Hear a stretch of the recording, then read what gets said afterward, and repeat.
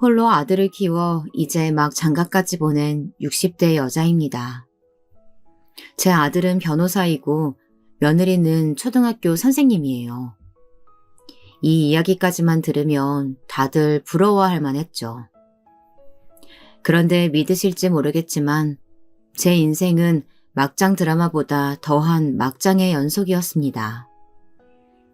언제나 달콤하게 시작해서 끝은 매섭기 짝이 없었죠. 먼저 제 며느리와의 만남은 처음부터 좀 특별했습니다. 제가 일하던 식당에 혼자 웬 여자 손님이 들어왔는데 주문도 안 하고 제 얼굴을 빤히 바라보다가 제가 말을 걸자 갑자기 급하게 일어나서는 다음에 다시 오겠다고 돌아가더라고요. 아주 잠깐 마주친 것이긴 했지만 아가씨 얼굴이 워낙 하얗고 예쁘장하게 생겨서 저는 오랫도록 기억에 남았습니다. 그렇게 몇 년이 흘렀나요? 아들이 여자친구를 집에 데리고 왔는데 글쎄 식당에서 봤던 바로 그 아가씨를 데리고 왔더라고요. 저는 너무 신기해서 내가 당시에 일하던 식당 위치와 이름을 대며 가게에 온 적 있지 않냐고 물었더니 아가씨는 오래돼서 기억이 안 난다고 하더라고요. 물론 시일이 꽤 됐으니 그럴 수도 있었죠. 하지만 저는 워낙 인상에 남아서 분명하게 기억하고 있었어요. 우리가 이렇게 인연이 되려고 그랬나 봐요. 그날 내가 있던 식당에 웬 아가씨가 들어왔는데 너무 예쁘고 분위기 있어 보여서 내가 인상에 남았었거든. 정말 신기하다. 제가 어머니 안목을 닮았나 봐요. 사람 보는 눈이 똑같네. 저도 소연이 보자마자 한눈에 반했거든요. 저는 아무래도 제 아들과 여자친구가 인연이다 싶어 감회가 새로웠습니다. 그리고 무엇보다 제 아들이 여자친구를 바라보는 눈빛에서 아주 꿀이 뚝뚝 떨어지더라고요. 아들이 행복해하는 모습을 보니 저도 마음이 뭉클하고 너무 좋았습니다. 특히나 제 아들에게 가족이 되어줄 여자가 생겼다는 게 다행이라고 생각했어요. 제 아들은 박복한 제 인생 때문에 평생 외롭게 자랐거든요. 저는 어릴 때 부모에게 버려져서 할머니의 손에 키워졌습니다. 그마저도 제가 15살이 되던 해에 할머니께서 돌아가시는 바람에 혼자가 되었죠. 저는 어릴 때부터 워낙 사랑이 고프고 가족품이 그리웠던 탓인지 어릴 때부터 한 동네에서 오빠 동생 하며 지냈던 남자와 20살이 되자마자 결혼식도 올리지 못하고 함께 살림부터 차리고 살았습니다. 그때 아들이 생겼죠. 아이 아빠도 어릴 때 부모님이 돌아가셔서 고모손에 자란 사람이었어요. 그래서 저희 둘은 가진 게 없어도 새 가정을 꾸리고 성실히 살다 보면 자연스레 돈도 따라오고 화목하게 살 수 있을 거라고 기대했어요. 그런데 부모 복이 없는 년은 남편 복도 없는 것인지 아이 아빠가 아이 100일도 되기 전에 사고로 죽어버렸어요. 아이도 생겼으니 공장보다는 좀 더 일당을 많이 준다는 아파트 공사장으로 일을 하러 나갔는데 나간 지 한 달도 되지 않아 사고가 나버렸죠. 이상하게도 제게는 그때의 기억이 거의 없어요. 작디 작은 아들을 품에 안고 하루 종일 방에 처박혀서 울기만 했던 기억 말고는 모든 기억이 다 흐릿했죠. 그때 제 나이가 고작 23이었으니까요. 제가 정신이 나가서 울고만 있었는데 품에 안겨있던 아기가 입을 오물거리며 젖을 찾더군요. 그러고 보니 몇 시간을 아이 젖도 안 물리고 기저귀도 갈아주지 않고 있었던 거예요. 그런데도 아이는 한 번도 울지 않고 얌전히 제 품에 안겨 있었어요. 그 순간 정신이 번쩍 들더군요. 그리고 저는 아이 젖을 물리고 머릿속으로 수만 가지의 생각을 했습니다. 앞으로 어떻게 살아야 할지 말이죠.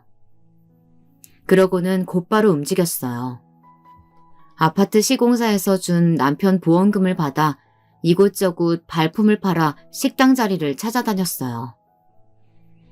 그래도 남편과 살던 월세집까지 빼고 나니 근처 공사장에 작은 식당 자리가 하나 눈에 띄더군요. 보통 흔히들 말하는 한밭집이었죠. 그렇게 저는 그 자리에서만 5년 넘게 식당을 했습니다. 20대의 새파랗게 젊은 과부가 남자들만 득실거리고 먼지 풀풀 날리는 공사판에서 갓난아기까지 데리고 혼자 장사를 했으니 물론 말도 못하게 별의별 일이 많았습니다. 아이고, 젊은 여자가 겁도 없이 공사판에서 장사를 다 하고 대단하네. 하긴 그 배포니까 애비 없이 자식도 숨풍 나왔겠지만. 아이, 무슨 그런 말을 해. 근데 아기 엄마, 혼자 밤에 무섭지 않아? 내가 밤에 와서 보초라도 좀 사줄까? 하루가 멀다 하고 대낮부터 술을 먹고 더러운 말들로 저를 농락하는 남자들에 그것도 모자라서 돈 떼먹고 도망간 사람들도 많았어요. 그래서 동네의 파출소 순경들과도 친구 먹을 정도로 자주 보고 살았습니다. 그래도 그런 일들까지 다 견디며 악착같이 일한 덕분에 돈은 금방 모아 식당 근처에 작은 방도 하나 얻었어요. 그전까지는 식당에 딸린 작은 창고방에 아들과 둘이 살았거든요. 그렇게 집도 한 칸 생기고 아들도 좀 자라니 그제야 숨이 좀 쉬어지는 것 같았습니다. 그래서였을까요? 숨통이 좀 트이자마자 금방 딴 생각이 들더군요. 공사장을 드나들며 작은 임대 사업을 하던 남자가 있었는데 사람들 말로는 어릴 때부터 성실히 일해 자수성가해서 사업체도 꽤 크고 인물도 좋은 총각이라고 하더라고요. 그 남자도 가게에 워낙 단골이라 자주 식당에 왔었는데 제가 해준 반찬도 너무 좋아하고 제게 이런저런 고민까지도 이야기할 정도로 가까웠어요. 평소 가게에 오는 남자 손님들과는 여러모로 달라서 저도 금방 마음을 열고 친하게 지냈죠. 정말 대단해요. 도와주는 사람 하나 없이 혼자 아이만 키워도 힘든데 아들도 똑똑하게 잘 키워내고 가게도 이렇게 씩씩하게 잘 해나가니까요. 에이, 사람이 다 닥치면 하게 되어 있어요. 내가 낳은 내 자식인데 당연히 평생 책임지는 게 당연하죠. 언제나 가게에 올 때마다 제게 힘이 되는 말들도 많이 해주고 응원도 많이 해줬어요. 그리고 원래도 아이들을 좋아한다면서 저희 아들 과자도 사다 주고 많이 예뻐해 주더라고요. 그런데 하루는 식당 쉬는 날이 언제냐고 물어보더니 아들이랑 매일 식당에만 있는 것 같다면서 하루 날 잡아 같이 교회로 놀러 가자고 하더라고요. 저는 안 그래도 식당 일 때문에 바빠서 애 데리고 꽃구경 한번 못 가봤다고 했습니다. 그렇게 쉬는 날이면 한 번씩 교회로 함께 놀러 가기도 하고 백화점에 가서 저와 아들 옷도 사주고는 했어요. 저는 한편으로는 멀끔한 총각이 뭐가 모자라서 저 같은 사람한테 이렇게 잘해주겠나 싶은 마음에 애써 기대하지 않으려고 했습니다. 하지만 함께하는 시간이 많아질수록 자꾸만 마음이 가고 혹시나 하는 마음이 자꾸만 생겼습니다. 그런데 남자도 저와 같은 마음이었다고 고백을 하더라고요. 난 당신이랑 당신 아들이랑 함께 있으면 진짜 가족이 생긴 것 같고 마음이 너무 편해. 내가 당신에 비하면 많이 부족한 사람이지만 당신 아들의 좋은 아버지가 되어주고 싶어. 이보다 더 훌륭한 고백이 어디 있을까요? 저는 제 인생에도 이제 봄날이 오나 싶었습니다. 남자는 저와 함께 지내고 싶다면서 식당 근처에 남자가 가지고 있던 아파트에서 셋이 함께 살자고 했습니다. 총각인데다가 돈까지 많은 남자가 저처럼 아무것도 없고 아들까지 딸린 여자가 뭐가 좋을까 싶었지만 그래도 지금까지 지켜봐온 세월이 있었으니 이 남자를 한번 믿어보자 싶었습니다. 그런데 남자는 정말 저와 아들에게 잘했어요. 그렇게 세월이 지나 우리가 가족이 된 지도 3년 가까이 되었죠. 저는 여전히 가게를 하고 있었고 남편은 여기저기 지방으로 외국으로 출장을 다니느라 한 달에 절반 정도 집에 들어왔지만 저희는 그래도 화목하게 잘 지내고 있었습니다. 그런데 제가 전생에 도대체 뭘 얼마나 잘못한 걸까요? 왜 항상 제게만 이런 일들이 생기는 건지 모르겠습니다. 역시나 제 행복은 또 오래가질 못했어요. 아들이 입학할 때가 되어서 입학 통지서가 집으로 왔는데 이상하게도 보호자 이름이 여전히 제 이름으로 되어 있더라고요. 아들의 성도 아직 전 남편의 성이었고요. 분명 지금 남편이 구청에 가서 혼인신고도 했고 아들도 자신의 호적에 입적시켰다고 했는데 이상한 일이었습니다. 저는 뭔가 착오가 있는 것 같아서 곧바로 동사무소에 가서 등본과 가족관계 증명서를 뗐습니다. 그런데 믿을 수 없는 일이 벌어져 있더라고요. 서류상은 예전 그대로였습니다. 제 등본엔 아들과 저 둘뿐이었죠. 남편의 이름은 어디에도 없었어요. 저는 남편의 등본을 떼고 싶어도 가족이 아니니 확인조차 할 수가 없었습니다. 저는 너무 혼란스러웠습니다. 그래서 곧바로 남편 사무실에 전화를 걸었어요. 어떻게 된 일인지 지금 당장 알아야 했으니까요. 여보, 내가 지금은 일 때문에 너무 바쁘니까 이따 집으로 가서 다 설명할게. 그냥 전화로 얘기해도 되잖아. 등본에 내가 당신하고 왜 가족이 아닌 걸로 나오냐니까? 왜 아직도 나랑 아들 둘뿐이냐고. 남편은 순간 너무 당황하더군요. 순간 쎄한 느낌이 들었습니다. 그리고 촉이 왔죠. 이 남자가 날 속였구나. 저는 아무리 생각해도 믿을 수가 없었습니다. 도대체 왜 남편이 저를 속인 건지 아무리 생각해도 답이 떠오르질 않았거든요. 그런데 그날 밤 집에 돌아온 남편은 상상도 하지 못했던 이야기를 제게 했습니다. 남편은 저와 혼인신고를 하지 않았다네요. 아니, 혼인신고를 할 수 없었던 거죠. 이미 다른 사람과 혼인신고를 한 상태였으니까요. 제가 제 남편이라고 생각하며 3년 동안이나 함께 살았던 사람이 다름 아닌 유부남이었습니다. 처음 만났던 바로 그 순간부터 말이죠.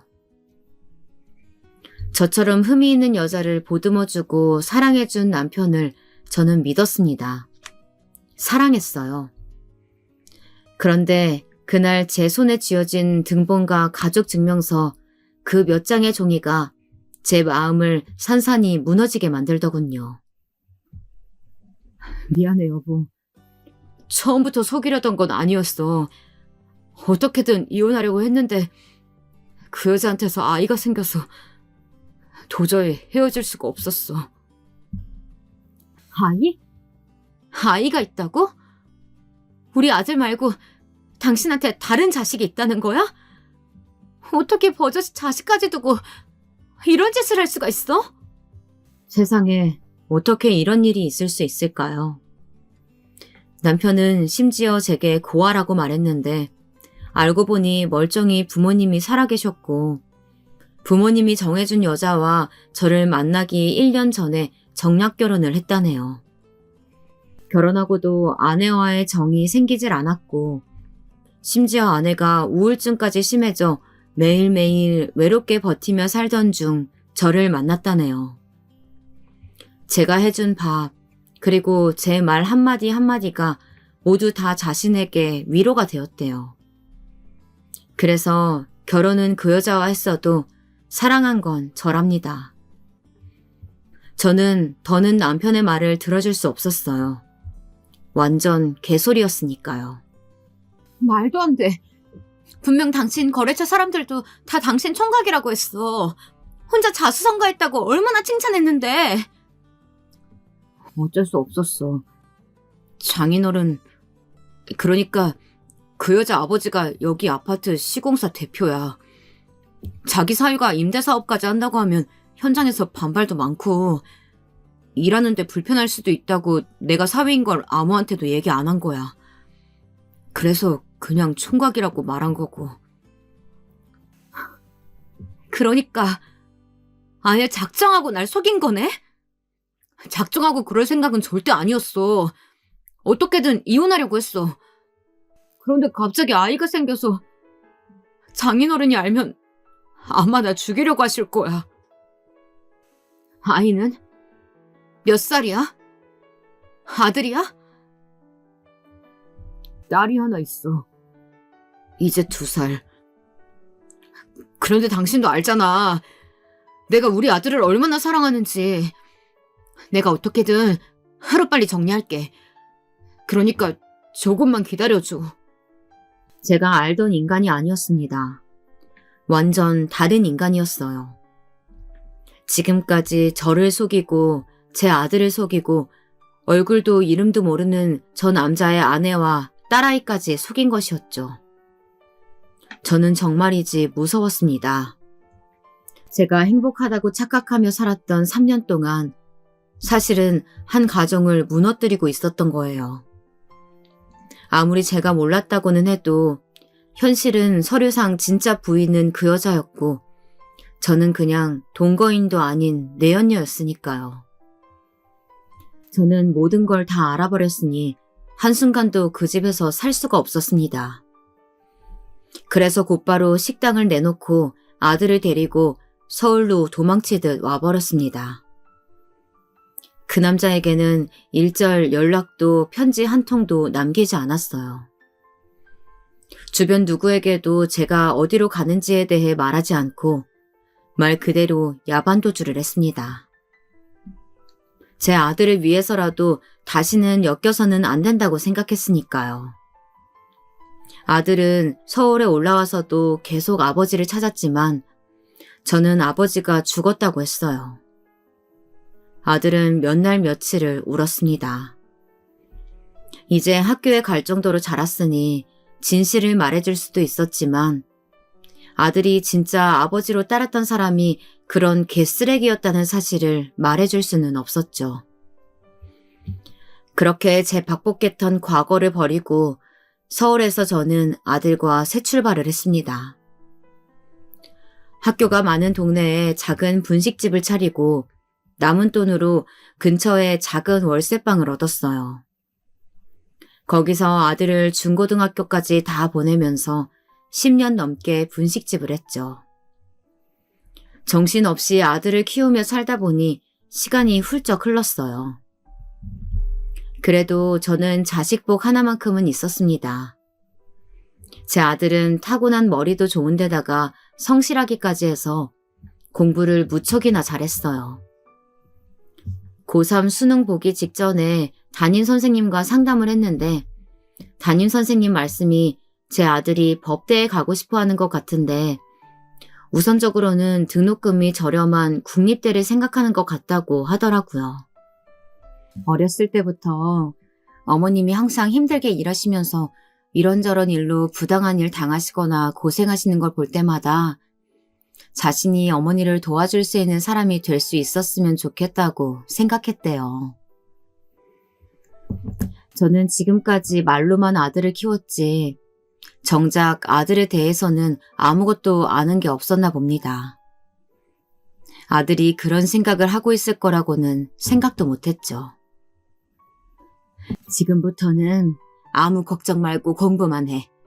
네가 대학을 가든 고시를 보든 해줄 수 있는 건 엄마가 다 해줄 테니까.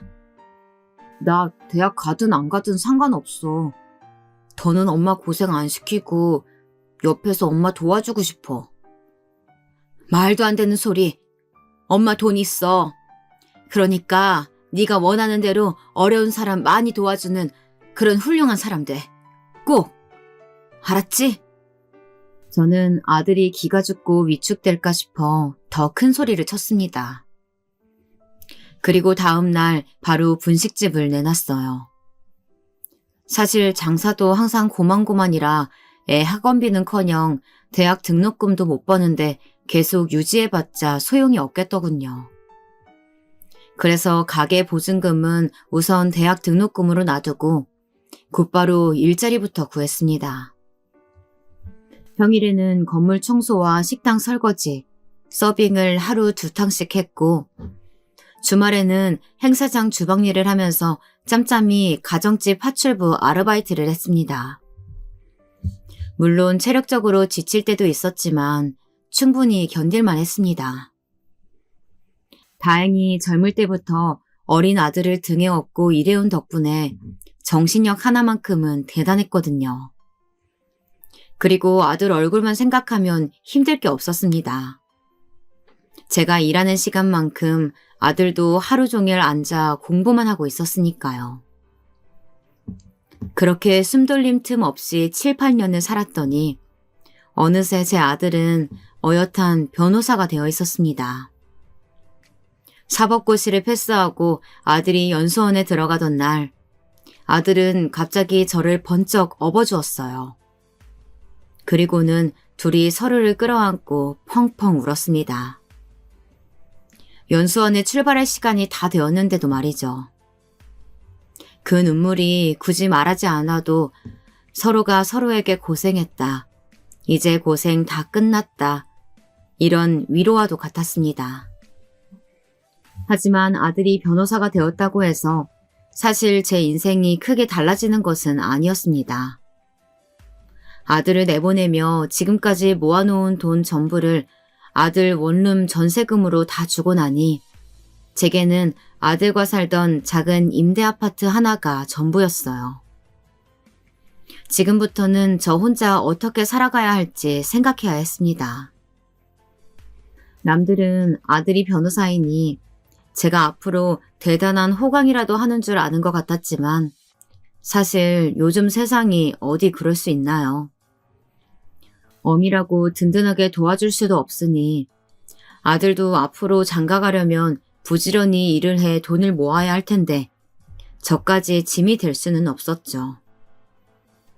그래서 저는 환갑을 넘기고도 청소일과 파출부 일을 계속했어요. 아들은 언제나 그런 제 걱정뿐이었죠. 평생 하던 일이라 힘들지도 않아. 그러니까 넌 내 걱정 말고 빨리 돈 모아서 집부터 사. 요즘 아무리 직업이 좋아도 집 없으면 여자들이 시집 안 오려고 한대. 아직 여자친구도 없는데 무슨 결혼이요. 그리고 저는 돈보다 제 도움이 필요한 사람들을 위해서 선한 영향력을 만들어내는 변호사가 되고 싶어요. 그래, 우리 아들 원하는 대로 그런 좋은 변호사 돼. 아무튼 우리 아들이 제일 멋지다니까. 제 아들이라서가 아니라 참 성품이 따뜻한 아이였어요. 참 잘 키웠다 싶었습니다. 그렇게 시간이 흘렀고 어느새 아들도 제법 변호사 태가 나더군요.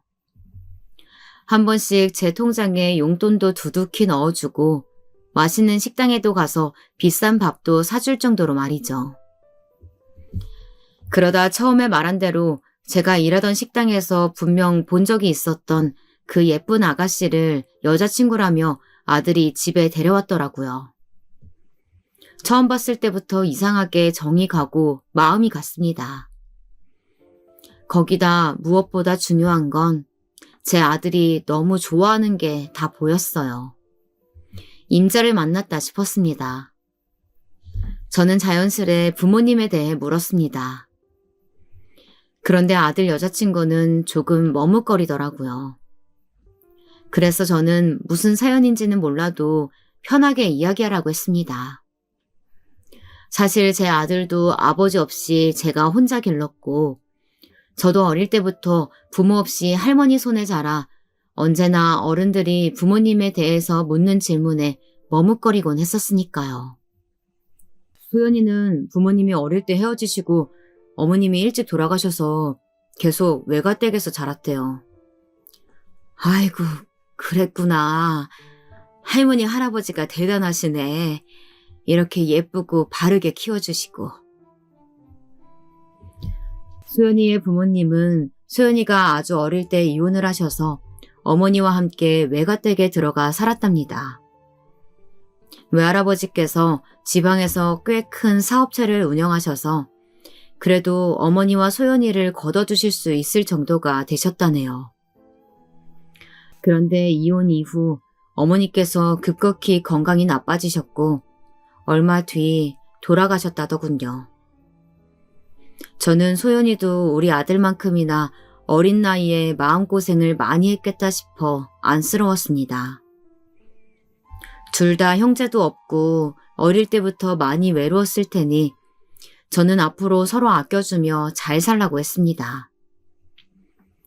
그런데 아들이 수연이네 집에 인사를 다녀와서도 결혼 얘기가 없길래 제가 무슨 일이 있냐고 물었더니 아들은 별일 아니라면서 둘 다 일이 바빠서 좀 정리되면 날짜를 잡기로 했다고 하더라고요. 그런데 제가 보기엔 아무래도 소연이네 집에서 결혼을 반대하시나 싶었어요. 아들 얼굴이 영 좋지 않았거든요. 물론 아들은 항상 일이 바빠서라고 했지만 제가 제 아들인데 모를 리 없었죠. 그래도 아들과 소연이의 사이는 여전히 좋은 것 같았습니다. 바쁜 와중에도 자주 데이트도 하고 여행도 다니는 것 같더라고요. 그러다 얼마 지나지 않아 결혼 허락을 받았는지 상견례 날짜가 잡혔다고 하더군요. 저는 아무래도 제가 해줄 수 있는 게 많지 않아 사실 부담은 있었습니다. 그런데 상견례 자리에서 소연이 외조부의 말씀에 더 주눅이 들었죠. 변호사라길래 기대 좀 했는데 요즘은 귀한 개천에서 용난 케이스더군요. 어머님이 아들 뒷바라지 하느라 아주 고생이 많았겠어요. 지방에서 꽤 잘 나가는 분이라는 얘기는 들었지만 말 하나하나에 다 뼈가 박혀있는 것 같았습니다. 아주 제 마음을 콕콕 쑤시더군요. 남들 다 있는 그 흔한 차 한 대도 없을 테니 집이 있을 리야 당연히 없을 테고 어차피 둘이 좋아 결혼한다는데 괜히 기싸움 하지 마시고 집은 저희 쪽에서 준비하겠습니다. 아닙니다. 크고 좋은 집은 아니어도 그래도 집은 남자가 준비해야죠. 걱정 마세요. 제가 아들과 상의해서. 아닙니다. 저한테는 하나밖에 없는 아주 귀한 소녀예요. 지금까지 큰 집에서만 살았는데 시집가서 고생할 것 같으면 뭐하러 시집을 간답니까? 제가 남는 집이 있어서 드리는 거니 그냥 받으세요. 물론 요즘 세상이야 남녀 구별 없이 여유 있는 집에서 결혼 준비야 더 할 수 있는 거지만 결혼하기도 전부터 저렇게 저와 아들을 무시하는 처가에서 제 아들이 제대로 말이나 한마디 할 수 있을까 싶었습니다. 그런 제 고민을 아들에게 이야기했더니 아들은 자신과 소연이는 결혼으로 거래하는 것이 아니라 정말 사랑해서 함께 가족을 만들고 싶어서 하는 결혼이랍니다. 물론 아들과 소연이의 관계를 저도 모르는 것은 아니었습니다. 제가 너무 해준 게 없으니 속상해서 하는 말이었죠. 어쨌든 우영부영 그렇게 제 아들과 소연이는 결혼식을 올렸고 부부가 되었습니다. 주변에서 아들, 딸들을 시집 장가보낸 지인들이 결혼하면 괜히 더 자식들에게 서운한 게 많아지고 사위나 며느리가 얄밉다고 했을 때는 도대체 그럴 게 뭐 있나. 저들끼리 싸우지 않고 행복하게만 살아주면 부모로서 그것만으로도 고맙지 않을까 싶었습니다. 그런데 저도 평범한 시어머니였나 봅니다. 막상 아들이 장가가고 나니 그전에도 각자 따로 살았던 것은 똑같은데 왠지 더 아들이 제게 전화도 안 하는 것 같고 관심도 없는 것 같아서 서운한 감정이 생기더라고요. 주말인데 오늘 뭐하니? 시간 괜찮으면 저녁에 잠깐 들릴래? 내가 너 좋아하는 반찬들 좀 해놨는데. 아니요. 회사는 아니고요. 오늘 할아버님 회사에 일이 좀 생겨서 잠깐 소연이 외가댁에 와 있어요. 오늘은 못 갈 것 같아요. 지난주에 전화했을 때도 외가댁이라고 하지 않았어? 혹시 어른들께 무슨 일 있는 건 아니지? 어머니가 걱정하실 일은 아니고요. 회사 일이죠 뭐. 제가 지금은 좀 바빠서 반찬은 다음에 가지러 갈게요.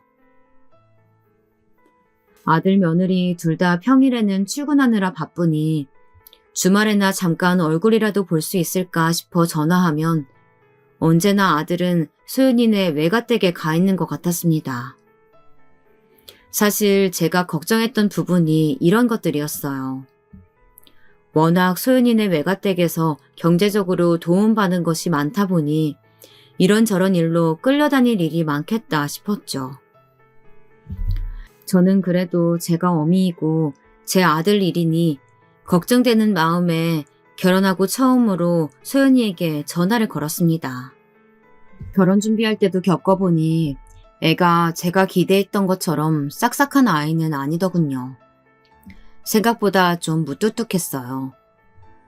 그래도 결혼하고 한 가족이 되면 좀 다를 줄 알았는데 결혼하고 나서도 한 번 집에 놀러 오거나 안부 전화를 한 적도 없었죠. 거기다가 결혼 이후 처음 걸려온 시어머니의 전화에 소연이는 대뜸 무슨 일이시냐고 묻더라고요. 순간 저도 모르게 기분이 좀 상했습니다. 요즘 젊은 사람들이야 워낙 예전 며느리들처럼 매일 문안 인사나 안부 전화하는 시대는 아니라고 해도 시어머니와 통화를 하면 아무리 궁금한 게 없고 할 말이 없어도 식사는 하셨는지 별일 없으셨는지 묻는 게 순서 아닌가요? 가족끼리 꼭 일이 있어야 전화하니? 그리고 아무리 바빠도 시어머니가 혼자 사는데 한 번씩 전화는 해야지. 어쩜 그렇게 통 소식이 없어. 제가 요즘 새학기라 일이 많아서 정신이 없었어요.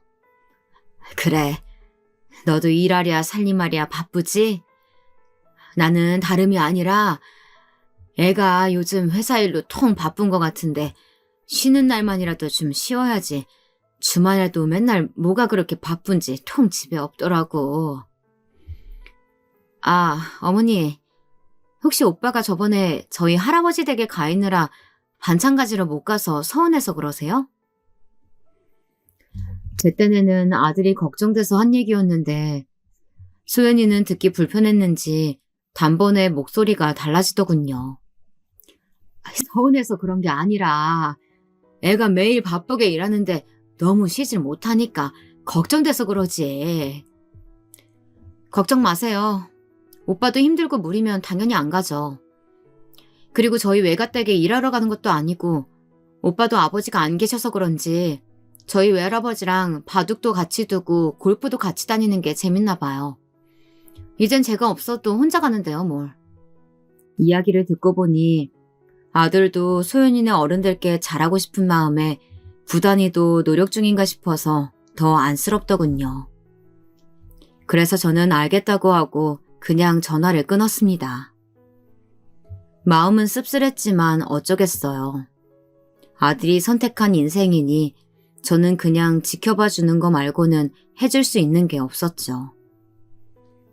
그런데 그 씁쓸함은 금세 제게 상처로 다가왔습니다. 다음날 파출부 일을 나가 한참 반찬을 만들고 있는데 아들에게 전화가 왔더라고요. 저는 기쁜 마음으로 전화를 받았죠. 그런데 아들은 다짜고짜 제게 화를 내더군요. 다른 모자지간들은 어떨지 몰라도 저와 아들 사이에는 난생 처음 있는 일이었습니다. 아들은 제게 소연이한테 전화해서 도대체 뭐라고 한 거냐고 따져 물었죠. 내가 소연이한테 무슨 말을 했냐니? 왜 소연이가 내가 저더러 뭐라고 했대? 며느리가 돼서 안부 전화도 안 하고 저 쉬는 날 왜 못 쉬게 외가댁까지 가서 고생시키냐고 하셨다면서요? 그래, 그렇게 말했어. 근데 맞잖아. 소연이네 집에서 자기네가 돈 좀 있다고 너 부려먹는 거잖아. 저도 지금까지 아들한테 쌓여있던 서운한 마음이 폭발해서 괜히 안 해도 될 말까지 해버리고 말았습니다. 세상에 공짜가 어디 있어요. 당연히 받은 만큼 해야죠. 어머니 부담스러울까봐 말 안 했는데 이번에 새로 들어간 로펌도 소연이 외할아버지가 소개시켜준 거예요. 제가 할아버님이 회사 일 봐드리는 조건으로요. 그것 봐라. 그 노인네가 처음 봤을 때부터 보통이 아니더라니. 너 이용해서 자기 이득 차리려는 거잖아. 그게 뭐 어때서요? 제가 잘 살면 어머니도 좋으시잖아요. 아무튼 앞으로 소연이한테 전화하지 마세요. 뭐? 너 처가가 좀 잘 산다고 이제 아예 처가에 말뚝이라도 박은 거야? 시어미더러 며느리한테 전화도 하지 말라니. 그런 막말이 어디 있어. 어머니는 절대 다른 시어머니들처럼 안 한다면서요. 근데 막상 며느리 보니까 마음이 달라지세요? 저 소연이 없이는 못 살아요. 그러니까 해준 것도 없이 괜히 시어머니 흉내 내지 마세요. 저는 제 아들이 맞나 싶었습니다. 제 아들이 제게 저런 말을 했을 리 없었으니까요. 저는 도저히 믿어지지 않아서 남의 집 주방에서 겉절이를 담그다 말고 눈물을 펑펑 쏟았습니다. 원래 요즘 아들들은 장가가면 며느리한테 아들 뺏기는 거라더니 그 말이 딱 맞았습니다. 역시나 저도 제 아들을 며느리에게 뺏긴 게 확실하더군요. 그러다 결혼하고 첫 명절을 앞두고 며느리가 웬일로 제게 전화를 했길래 무슨 일인가 했더니 친정 어머니 제사가 있어서 자기들은 외가댁에 먼저 들려야 한다고 하더군요. 물론 전에 있었던 일도 있었으니 저도 서운한 마음이야 있었지만 그래도 소연이 외가 어르신들을 생각하면 자식 먼저 보낸 부모로서 딸 제사를 직접 지내시는 게 얼마나 속상하실까 싶기도 하더군요. 그래서 며느리에게 그렇게 하라고 했습니다. 그래도 어쨌든 우리 집도 남편 제사가 있으니 명절 당일 아침에는 오라고 일렀죠. 그런데 소연이는 분명 알겠다고 해놓고서는 명절날 점심때가 될 때까지 연락도 없이 오지도 않더군요. 외가댁에 있는 걸 뻔히 아는데 전화는 하지도 못하겠고 저는 마음만 급했어요. 결국 아들과 며느리는 그날 저녁때가 다 지나서야 집에 왔더군요. 아들은 외할머니께서 너무 우셔서 그냥 오기가 힘들었다고, 그래서 저녁까지 먹고 왔다고 죄송하다고는 했지만 이미 마음에 생긴 원망은 쉽게 가라앉지 않았습니다. 아무리 그래도 시댁 제사에 반나절이나 늦게 오는 며느리가 어디 있니? 너희 아버지는 배만 굼다 그냥 가셨겠다. 어머니, 우리가 놀다 온 것도 아니고 친정 제사 때문에 그런 건데 좀 이해 좀 해주세요. 수연이도 마음 좋지 않은데 여기까지 왔잖아요. 아들은 이 상황에서도 제 마누라 편만 들더군요. 오늘 같은 날 돌아가신 어머니가 생각나서 얼마나 속상하겠냐고요. 저는 기가 차서 말이 나오질 않았습니다. 제 아들도 장가가더니 다른 사람들과 다를 게 없었어요. 아들 눈에는 제 마누라만 안쓰럽지 그 어린 나이에 과부가 되어서 평생 자식만 바라보고 키우느라 이렇게 늙어버린 어머니는 안쓰럽지 않은 것 같았죠. 그리고 더 화가 났던 건 바로 며느리였습니다. 늦어서 죄송하다는 말 한마디를 안 하더라고요. 더 이상 말해봐야 무슨 소용이 있겠습니까? 그래서 저는 늦었으니 빨리 제사나 치르자고 했죠. 제사를 준비하는 동안도 며느리는 힘이라고는 없이 흐물거리며 돌아다니길래 설거지도 제가 할 테니 들어가 쉬라고 했습니다. 아주 상전이 따로 없었죠. 잠시 뒤 설거지를 하고 나와보니 아들은 이미 피곤하다며 방에 들어가서 자더라고요. 저는 오랜만에 왔는데 조금 이야기라도 하다가 들어가지 싶었지만 자식 눈치가 보여서 말을 못하겠더라고요. 제 아무리 얼굴도 기억나지 않는 아버지라고 해도 제게는 그 어린 나이에 잃은 남편인데 아들이 좀 위로라도 해주면 좋겠다 싶었습니다. 그런데 그런 마음이 얼굴에 드러났는지 웬일로 며느리가 제 곁에 와 앉더라고요. 그러더니 이런저런 옛날 일들을 물어봤습니다. 오빠 태어나고 아버님이 바로 돌아가셨다고 들었는데 어떻게 그렇게 오랫동안 혼자 사셨어요? 저는 며느리가 말은 안 해도 아무래도 제사에 늦게 온 것이 마음이 쓰여서 그런가 보다 했어요.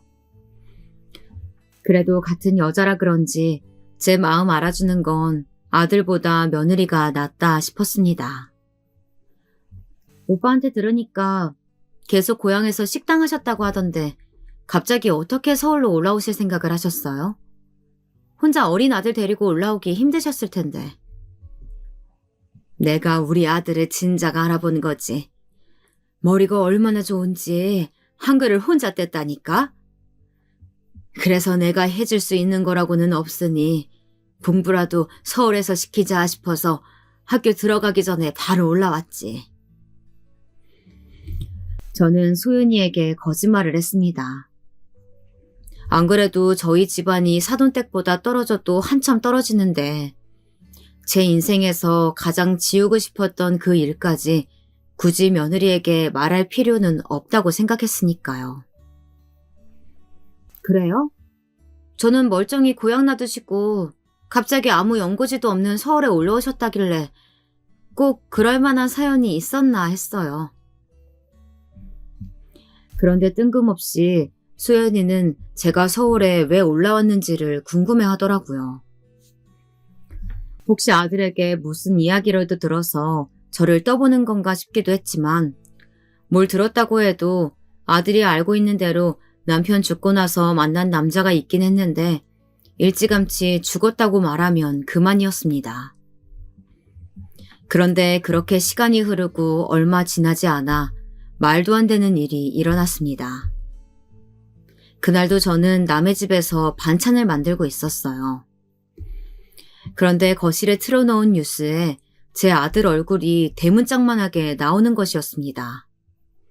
믿기지 않아서 텔레비전 앞으로 달려가 다시 화면을 똑바로 바라보았는데 제 아들이 맞더라고요. 그것도 요즘에 우리나라 사람이라면 다들 손가락질하고 욕을 하는 갑질 사업가의 담당 변호사로서 말이죠. 저는 믿기지 않았습니다.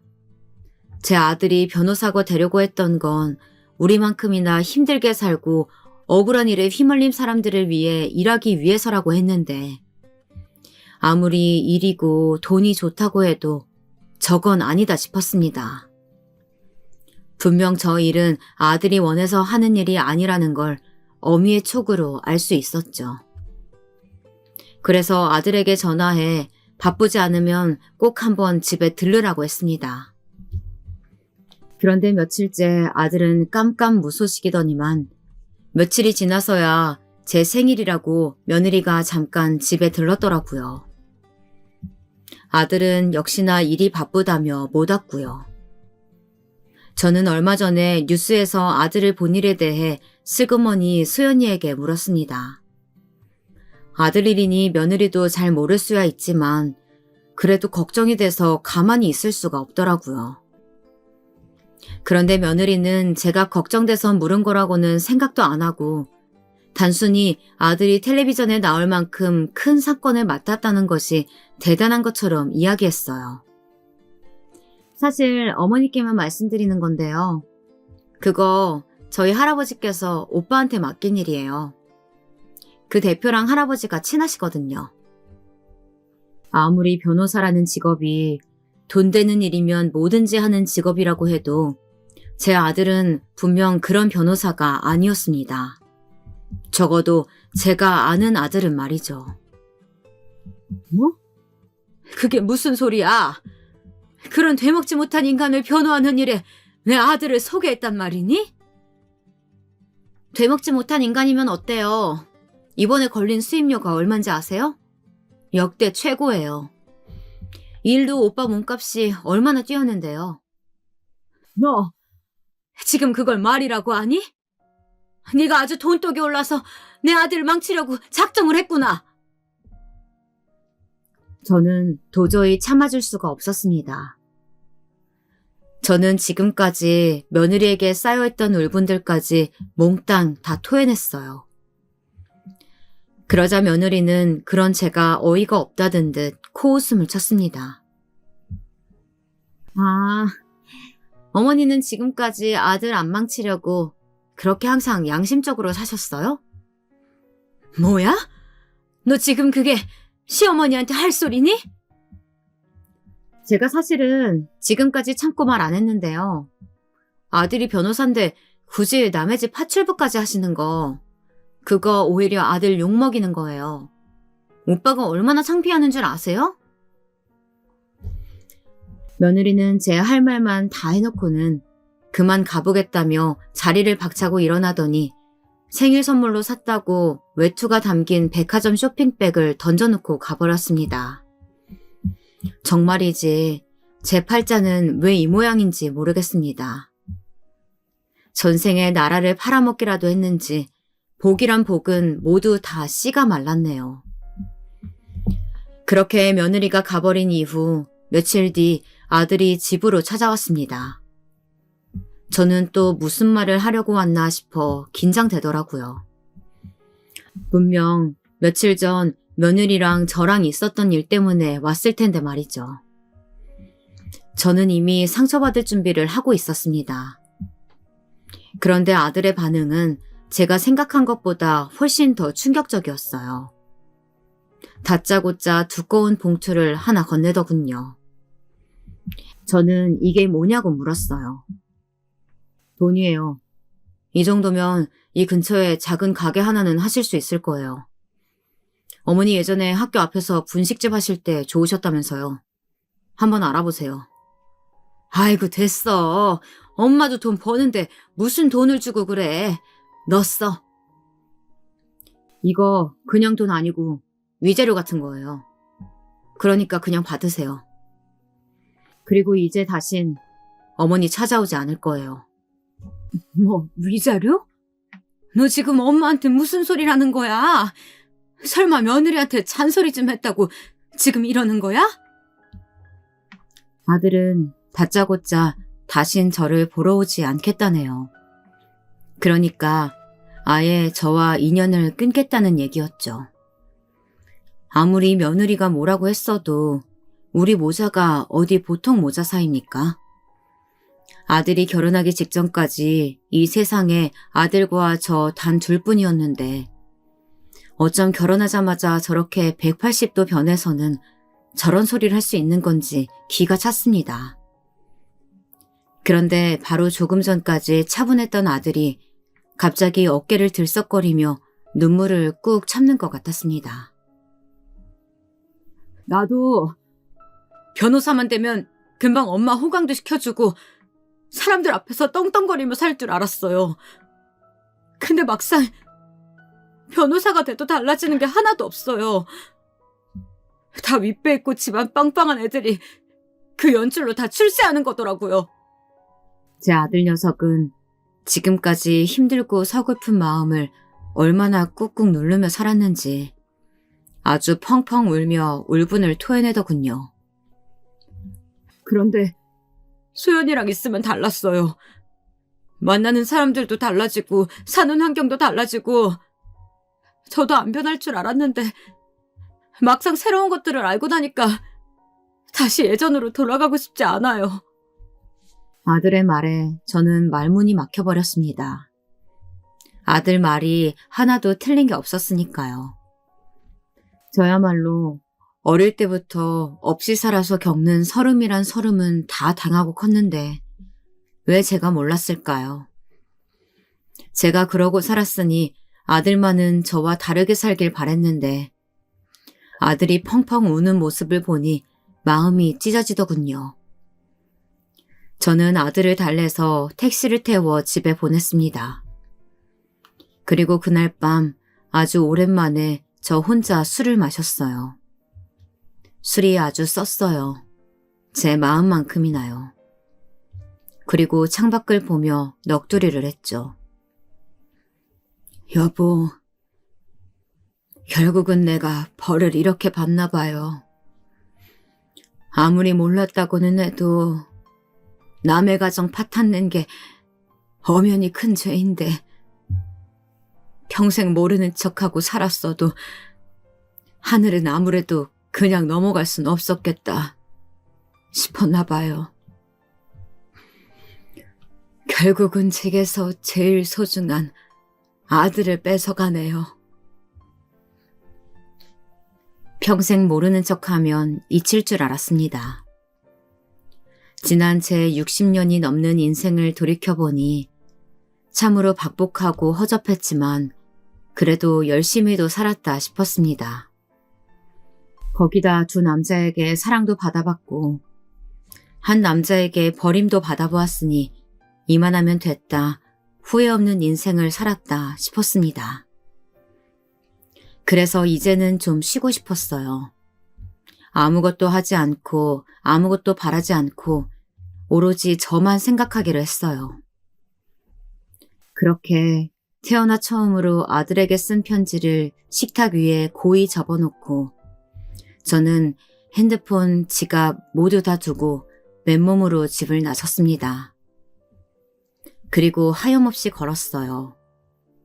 이 고다단 세상에 마침표를 찍을 만한 가장 좋은 장소가 나타나면 딱 그 자리에서 제 인생을 마무리하기로 했죠.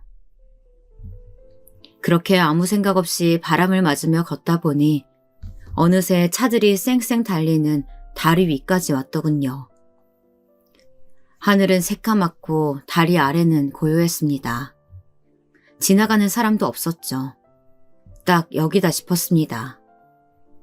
천천히 다리 위로 올라갔어요. 그러자 바람이 세차게 제 몸을 흔들더군요. 얼마나 바람이 센지 이 바람과 함께 떨어진다면 무섭지도 외롭지도 않을 것 같았어요. 이대로 몸을 던지기만 하면 이 세상과 드디어 끝이었습니다. 제 마음속으로 작은 기도를 드렸어요. 제만은 제가 이렇게 사라져 드릴 테니 이제 제가 없는 세상에서 우리 아들만큼은 헐헐 살아가게 해달라고요. 그 아이에게는 아무 잘못도 없으니까 말이죠. 그런데 그때였습니다. 아주머니 괜찮으세요? 빠르게 지나가던 차들 사이로 갑자기 경찰차 한 대가 멈춰서더니 안에서 내린 경찰들이 제게 다가오더군요. 저는 잔뜩 당황한 얼굴로 그대로 경찰들을 따라 가까운 파출소로 갔습니다. 그리고 그곳에서 생각지도 못한 얼굴들과 마주했어요. 다름 아닌 아들과 며느리가 파출소에 와 있었습니다. 어머니, 어디 계셨어요? 괜찮으세요? 아니, 너희가 여길 어떻게 와 있어? 아무리 그래도 어떻게 다리 위에서 몸을 던지실 생각을 해요? 어머니 없으면 저는 어떻게 살라고 그러셨어요? 알고 보니 아들도 제게 모진 말을 하고 돌아가서 내내 마음이 좋지 않았는지 제게 계속 전화를 걸었나 보더라고요. 그런데 제가 휴대폰도 다 집에 두고 왔으니 받질 않은 거죠. 그래서 걱정이 된 아들이 집에 다시 왔다가 식탁 위에 올려둔 제 휴대폰과 편지를 보고 놀라서 경찰에 신고한 것이었습니다. 경찰은 곧바로 동네 CCTV 영상이란 영상은 다 확인해 제 동선을 확인하고 다리 위까지 따라온 것이었습니다. 아들은 저를 보자마자 와락 부둥켜 앉더니 도대체 왜 사실대로 말하지 않았냐며 울음을 터뜨리더군요. 아무래도 제가 써놓은 편지 내용을 말하는 것 같았어요. 저는 제 편지에 남편과 함께 산 세월이 2년도 안 됐지만 제 인생에서 그 2년이 가장 행복했다고 적었습니다. 제 아들을 만났던 바로 그 순간이 너무 행복해서 절대 잊을 수 없었으니까요. 그리고 두 번째 남편에 대해서도 적어두었습니다. 아들에게 죽었다고 말했지만 사실 죽지 않았고 살아있다고요. 그 남자가 제게 유부남임을 속였기 때문에 저는 그 사실을 알자마자 도저히 그곳에서는 살 수 없어 서울로 도망쳐 온 것이라고 말이죠. 때론 없어도 너무 없어서 아들 학교 급식비도 내기 힘들 정도로 힘든 순간도 있었는데 그때 제가 양심을 저버리고 그 남자의 첩자리라도 지켜내서 아들을 키워냈다면 오히려 아들에게는 그것이 지금보다 더 낫지 않았을까 라는 생각까지도 수도 없이 해왔다고 솔직하게 적었습니다. 제가 이렇게 못난 사람이라 아들에게는 절대 도움이 될 만한 어미가 아니니 제가 세상을 떠나도 절대 슬퍼하지 말고 행복하게 살라고 했어요. 그런데 그때였습니다. 생각지도 못한 일이 제 앞에서 벌어지고야 말았어요. 뜬금없이 제 며느리 소윤이가 갑자기 차디찬 파출소 바닥에 무릎을 꿇고 앉아 눈물을 펑펑 쏟더군요.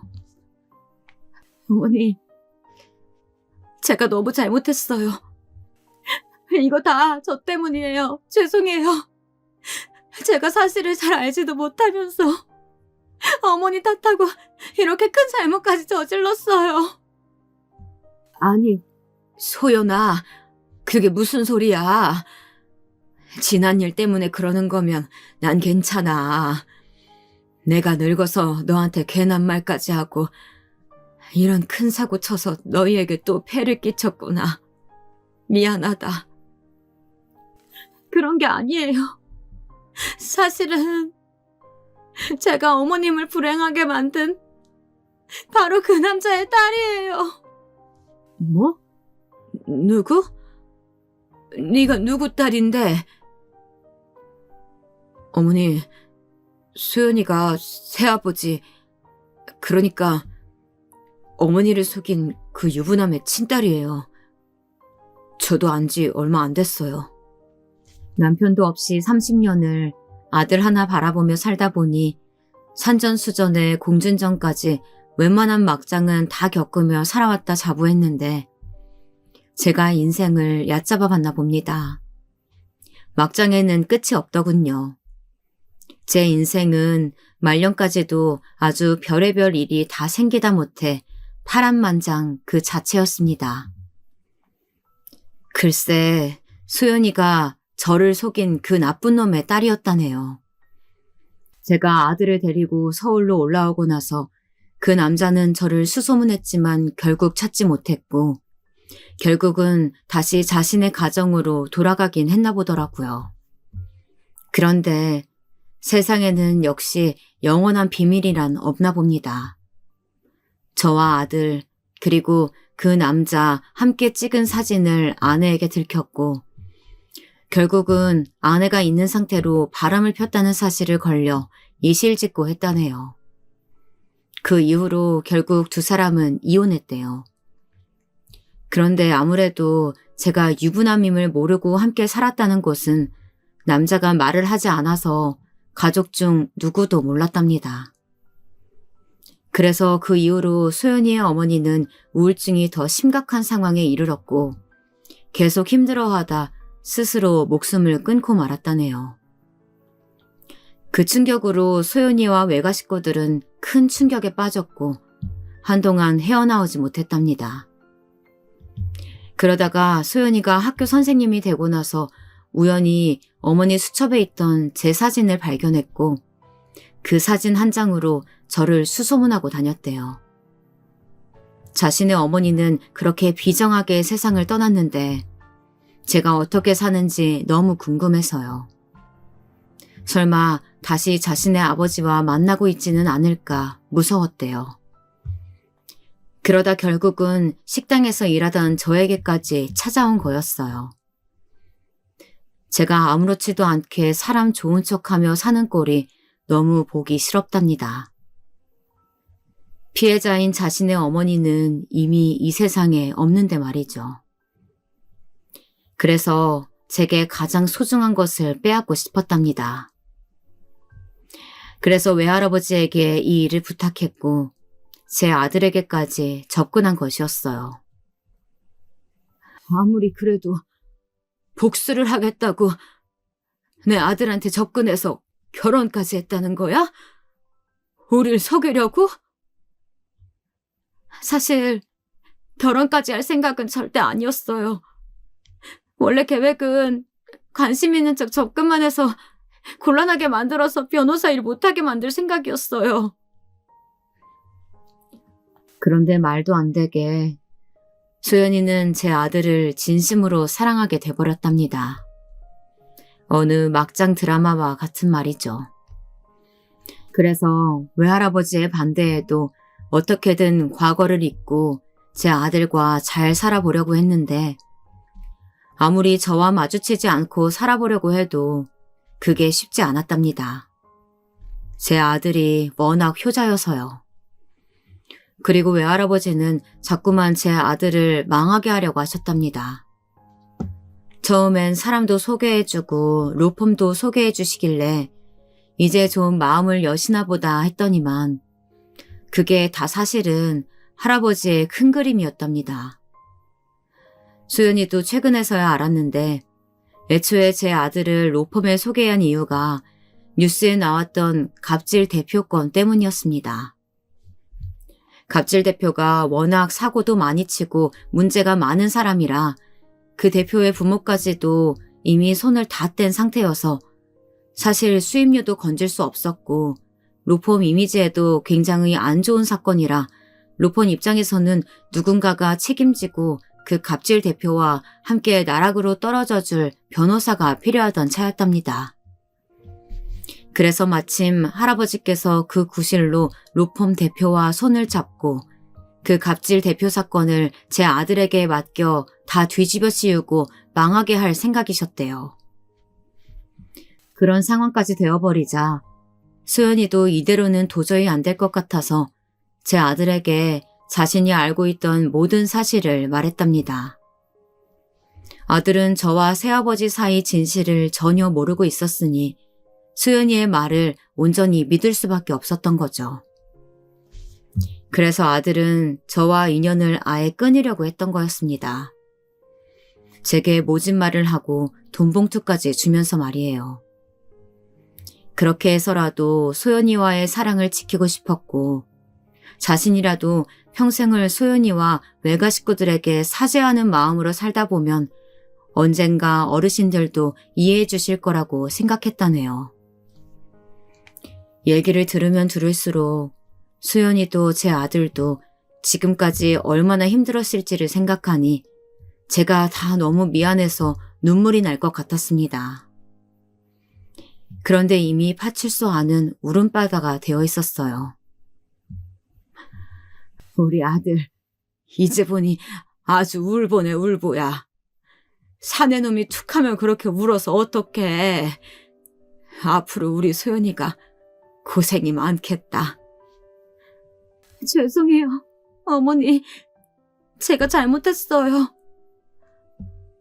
엄마, 너무 죄송해요. 앞으로 제가 정말 잘할게요.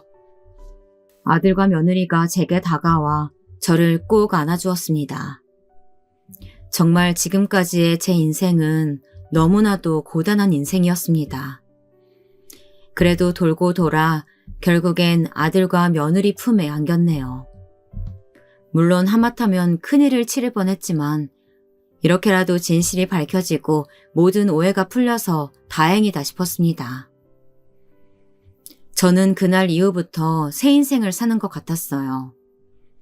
소연이가 외가댁에 찾아가 사실을 말씀드리고 사과의 말씀을 드렸어요. 제가 의도한 일이 아니라고 해도 그분들은 자식을 잃었으니까요. 소연이의 외할머니, 외할아버지도 저와 제 아들을 붙잡고 한참을 우셨습니다. 그리고 그 남자의 소식도 알려주셨어요. 회사 일로 사기 횡령 혐의로 계속 재판을 받다가 얼마 전에 구치소에 들어갔다네요. 역시 사람은 변하지 않나 봅니다. 그리고 저는 동네 초등학교 앞에 작은 분식집을 차렸어요.